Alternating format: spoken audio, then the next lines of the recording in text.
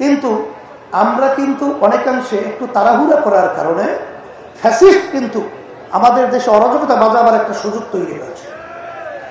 অনেকাংশে কিন্তু ভারত বিভিন্ন ধরনের কথা বলার সুযোগ পেয়েছে। আমি বলবো, আসেন আমরা সুন্দর একটা জাতীয় সরকারের মাধ্যমে আমরা দেশটাকে সুন্দর করার জন্য আমরা একাত্রিত হয়ে আমরা কাজ করব। এর সুন্দর একটা পদ্ধতি হলো, তাম দুনিয়া প্রায় 91টা দেশের মতো সেখানে কিন্তু পিয়ার সিস্টেম পদ্ধতি চালু রয়েছে। বিগত 53 বছরে এদেশে যে পদ্ধতিতে নির্বাচন হয়েছে, এই নির্বাচনের মাধ্যমে যখন এককভাবে ক্ষমতায় থাকে তখন কিন্তু ফ্যাসিস্ট তৈরি হয়, তখন কিন্তু খুনি তৈরি হয়, তখন কিন্তু জালেম তৈরি হয়, তখন দেশের টাকা কিন্তু বিদেশে পাচার করার পরিবেশ তৈরি করা হয়। এর পরিবর্তনের জন্যই যখন আমরা একটা জাতীয় সরকার প্রতিষ্ঠিত করব, তখন কিন্তু এককভাবে ফ্যাসিস্ট এই চরিত্র, তো সেখানে আপনার এই যে ভারতীয় সহ কিছু উপদেষ্টা এদেরকে নেওয়ার ব্যাপারে জনগণের কিন্তু সম্পূর্ণ ভিন্নতা মত থাকার পরেও আপনারা কিন্তু বিতর্কিত উপদেষ্টা নিয়েছেন। এটা কিন্তু অত্যন্ত দুঃখজনক। তবে আমি বিএনপি সহ সকলকে আমি বলবো যে সরকার কিন্তু 3-4 মাস যেতে না যেতেই আমরা বিভিন্ন পর্যায়ে রাজনৈতিক দল মাঠে ময়দানে কাজ করছি।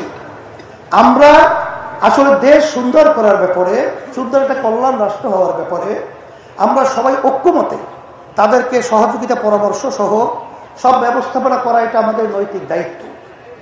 কিন্তু এই যে অন্তর্বর্তীকালীন সরকার, এরা কিন্তু আসলে অনেকটাই রাজনৈতিকভাবে আমি বলবো বিজ্ঞ নয়। তারা আমাদের এই ছাত্র জনতা এক কথায় হাজার হাজার শহীদ হয়েছে, পঙ্গু হয়েছে, চোখ হারিয়েছে, তাদেরই কিন্তু একটা ফসল অন্তর্বর্তীকালীন সরকার। আমি অবশ্যই এবং যারা পরিচালনা করেছে সুন্দর একটা ধারা এদেশের ভিতরে কিন্তু বাস্তবায়ন হয় না। আপনারা দেখেছেন যে ফ্যাসিস্ট প্রায় 15.5 বছর পর্যন্ত যেভাবে দেশ পরিচালনা করেছিল সেটা আমরা সবাই ভুক্তভোগী। ডক্টর ইউনূস সাহেবের সাথে যখন আলোচনা হয়েছিল, প্রথমে আমি বলেছিলাম যে আপনার মাথায় বিষয়টা রাখতে হবে যে দেশের ভিতরে 92 জনের মতো মুসলমান বসবাস করে, এই দেশের ভিতরে এদের প্রতিনিধির দায়িত্ব পালন করে সম্মানিত ওলামায়ে কেরাম। তা আপনাদের কার্যক্রম পদক্ষেপ কথার ব্যাপারে খুব সতর্কতা থাকতে হবে।